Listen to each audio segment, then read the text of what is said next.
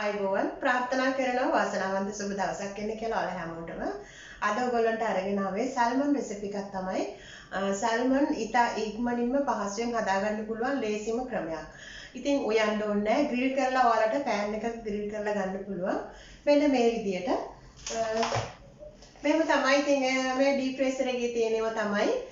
අපිට ඉතින් ෆ්‍රෙෂ් ගන්න හම්බුන්නේ නැහැ. මේකෙන් කෑල්ලක් කපලා තමයි මේක කෑල්ලක ග්‍රෑම් 150ක් විතර තියෙනවා. ඉතින් එක කෑල්ලක් කපලා තමයි මම එක්කෙනෙක්ට සෑහෙනවා මේක කෑල්ලක්. ඒක තමයි අද මේ ඉක්මනින්ම හදාගන්න සල්මන් රෙසිපි එක අරගෙන ආවේ එක කෑල්ලක්. ඉතින් මේක ඇවිල්ලා හොඳම මාළු වර්ගයක්. ලෙඩ රෝග ගොඩාක් ගණනාවකට ඔයගොල්ලන්ට පුළුවන් සල්මන් වලින් හොඳ ප්‍රතිඵල ලබා ගන්න. ඊටාම පෝෂ්‍යදායී ඒ වගේම ලෝකයේ ඉහළම මිලක් දරන මාළු වර්ගයක් තමයි සල්මොන්. අපි බලමු මේ වීඩියෝ එක කොහොමද ඔයගොල්ලන්ට මේක හදාගන්න පුළුවන් කියලා. යමු වීඩියෝ එකට. වීඩියෝ එකට යන්න කලින් මතක් කරනවා ඔයාලා තවමත් Maleedesilva කියන මගේ YouTube channel එක subscribe කරලා නැතිනම් subscribe කරන්න. ළඟින්ම තියෙන notification bell එකත් ඕල් දාලා තියාගන්න. එතකොට තමයි වටිනා වීඩියෝ එකක් ඉක්මනින්ම ලැබෙන්නේ.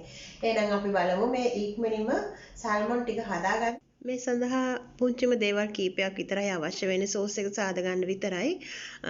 අපිට සල්මොන් කිසිම තෙල් වර්ගයක් යොදා ගන්න නැතුව ඉතා පෝෂණීය විදියට තමයි මේ සල්මන් රෙසිපි එක ඔයගොල්ලන්ට අරන් ආවේ. ඉතින් හරිම ඔයගොල්ලන්ට වැදගත් වෙයි.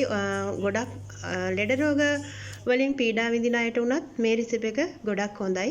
තෙල් බිඳුවක්වත් නැතුව මේ විදියට අපි සල්මොන් එක හදාගත්තාම ඉස්සෙල්ලාම මේ විදියට සල්මොන් කෑල්ල ටිෂු එකකින් ටිකක් පිය දාන්න ඕන. මේකේ වතුර ගතිය තියෙන්න හොඳ නැහැ.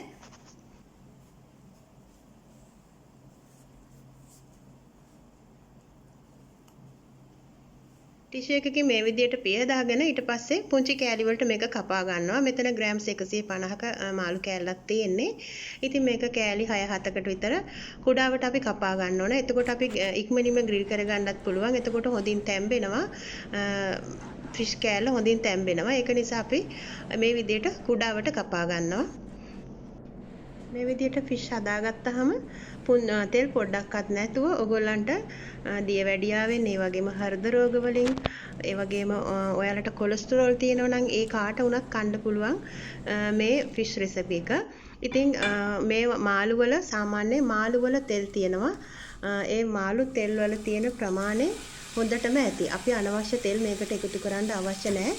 මේ විදිහට මම මේ තාච්චියට කුඩාවට කපලා එකතු කරගන්නේ කිසිම දෙයක් නැතුව. අඩු ගින්දරේ පෑන් එක පොඩ්ඩක් රත් වුණාට පස්සේ මේ විදිහට එකතු කරගන්නවා. එකතු කරගෙන ඊට පස්සේ ටිකක් මේක විනාඩි 2ක් විතර මේ විදිහට කුක් වෙන්න අරින්න ඕන. ඊට පස්සේ තමයි අපි හිමීට මේක කලවම් කරගන්න ඕනේ. ඉතින් දෙපැත්ත තුන් පැත්ත හොඳට කලවම් කරගෙන හොඳින් මේක ග්‍රිල් වෙන්න ඕන. වඩාත් හොඳයි ඔයාලට මේ වගේ කවර් එකකින් වහ ගන්නවා නම්.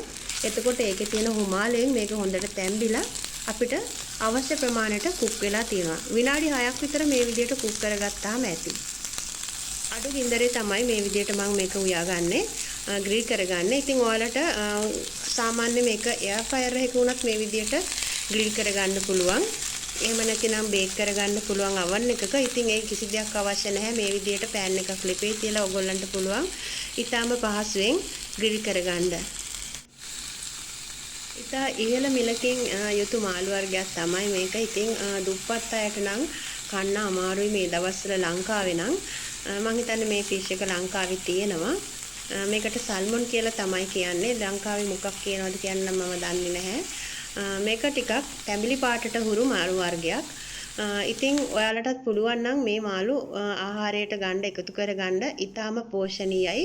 හැබැයි ඉතින් තෙල් දාලා කනවට වඩා මේ විදියට හදාගෙන ඔයගොල්ලන්ට ඊටාම පෝෂණීය විදියට අපේ ශරීරයට සුදුසු විදියට ඕනෑම රෝගියෙකුට ඕනම දරුවෙකුට කන්න පුළුවන් විදියට ඔයාලට හදාගන්න පුළුවන්. ඉතින් මේකට සෝස් එකක් හදන්න අවශ්‍ය වෙනවා. දැන් අපි කුක් කරගෙන ඉවරයි විනාඩි 6කට පස්සේ. ඊට පස්සේ ගාගත්තු සුදු ලුණු වලට සුදු ලුණු බික් දෙකක් තමයි මේ මාළු කෑල්ලේ ප්‍රමාණයට අරගත්තේ. ඊට පස්සේ තේ හැන්දකින් දෙකක් එකතු කරගන්නවා සෝයා සෝස්. ඉතින් ඔයාලා කැමති සෝයා සෝස් වර්ගයක් එකතු කරගන්න පුළුවන්. ඊට පස්සේ දෙහි තේ හැඳි එකක් එකතු කරගන්නවා. අපිට මේකට මී පැණි අවශ්‍ය වෙනවා. ඉතින් මී පැණි තේ හැඳි දෙකක් එකතු කරගන්නවා. මාළු කෑල්ලේ ප්‍රමාණයට ඔයාලා වැඩි කරගන්න. මෙතන ග්‍රෑම්ස් 150ක මාළු කෑල්ලට තමයි මේ සෝස් එක මම හදාගන්නේ. මේ පැණි හොයාගන්න බැරුව ගොත් ඔයාලට පුළුවන් බ්‍රවුන් සුගර් එකතු කරගන්න, තේ හැන්දක් එකතු කරගන්න පුළුවන්. ඉතින් මේ විදියට කලවම් කරලා ඊට පස්සේ අපිට තියෙන්නේ අපි ග්‍රිල් කරගත්තු ෆිෂ් එකට උඩින් එකතු කරගන්න කන වෙලාවට තමයි ඔයගොල්ලෝ එකතු කරගන්න ඕනේ රස බලන වෙලාවට. මේකට මම එලවල බත් එකක් එකතු කරගත්තා, හදාගත්තා. ඒ වගේම සමහර දවස් වලට මම මේකට හදාගන්නවා ඊජිප්තුන් රයිස් එක. ඉතින් ඔයාලට පුළුවන් ඒ කැමති දෙයක් එක්කලා මේක රස බලන්න. ඉතින් මේක පැණි රස තමයි තියෙන්නේ. මිරිස් රසක් නැහැ. ඔයාලට කැමති නම් මේකට chili paste එකතු කරගන්න පුළුවන්. ඉතින් රසය වෙනස් කරගන්න ලංකාවේ අය නම් ගොඩක් සෑල්ට්න කැමති. ඉතින් ඒගොල්ලන්ට ඕන නම් chili paste එකක් දාලා මේක ඒ විදිහට රසට හදාගන්න පුළුවන්. ඉතින් අර විදිහට ග්‍රිල් කරගන්න එක තමයි අපිට විශේෂයෙන්ම තියෙන්නේ. ඉතින් කෑමට ලෑස්ති වෙන වෙලාවට තමයි මේ සෝයා සෝස් ටික මම දැන් එකතු කරන්නේ. මේක රස්නේ පිටින්ම කනවා නම් හොඳයි. මේ විදිහට එකතු කරගෙන අපිට තියෙන්නේ ඉතින් බත් වර්ගයක් හදාගෙන ඒකේ රස බලන්න තමයි. ගොඩක් දේවල් අවශ්‍ය වුණේ නැහැ. ඔයගොල්ලෝ දැක්කා ඊටාම සුළු දේවල් කීපයක් තමයි අවශ්‍ය වුණේ. ඉතින් ඒ විදිහට සෝස් එක හදාගෙන මේ විදිහට රස බලන්න පුළුවන්.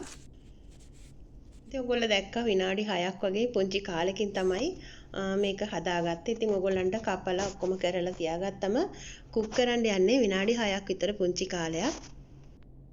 ඉක්මනින් කෑම වේලක් හදාගන්න අවශ්‍ය වෙලාවට ඔයගොල්ලන්ට පුළුවන් මේ වගේ සල්මොන් කෑල්ලක් හදාගන්න. ඉතින් මමත් ගෙදර ගොඩක් වැඩි දවසකට ඉක්මනින් කෑම හදන්න උවමනා වුණොත් මේ රෙසිපි එක තමයි හදන්නේ. මේකට මෙන්න මේ විදියට සිම්පල් ෆ්‍රයිඩ් රයිස් එකක් හදාගෙන තියෙනවා. ඒකටත් කැරට් ලුණු කොළ විතරයි එකතු කරගෙන තියෙන්නේ. ඉතින් ඔලිව් ඔයිල් වලට සුදු ලුණු සහ ඉඟුරු ෆ්‍රයි කරලා ඊට පස්සේ ඒකට අපි තඹගත්තු බාස්මති හාල් එකතු කරලා ඊට පස්සේ කැරට් එකතු කරගන්නවා. ඊට පස්සේ බත් ටික ෆ්‍රයි කරලා අවසානයේට ලුණු කොළ ටිකක් උඩින් කලවම් කරනවා. ඊට පස්සේ මම ඒකට chili paste චුට්ටක් එකතු කරගන්නවා, පුංචි chili කෑලි ටිකක්. ඉතින් ඒ විදිහට තමයි මේ fried rice එක හදාගෙන තියෙන්නේ. ඔයගොල්ලන්ටත් පුළුවන් මේකට ඊජිප්තුන් රයිස් එහෙම නැතිනම් සුදු බත් ඒ වගේ දෙයක් වුණත් එකතු කරගන්න. අනිතින් හදාගෙන ඉවරයි. දැන් තියෙන්නේ රස බලන්න තමයි. ඉතින් මම හිතනවා මේ වීඩියෝ එක ඔයාලට ගොඩක් වැදගත් වෙන්න ඇති කියලා. වැදගත් වුණා නම් තව කෙනෙකුට බලන්න ෂෙයා කරන්න. හැමදාමත් මගේ වීඩියෝ වලට ලයික් කරන, කමෙන්ට් කරන, ෂෙයා කරන ආදරණීය ඔයාලට ගොඩක්ම ස්තුතියි. හැමෝම තවත් රසබර වීඩියෝ එකකින් ගිහින් එන්න. Don't forget subscribe and like, share. Thank you for watching my video. God bless all my friends.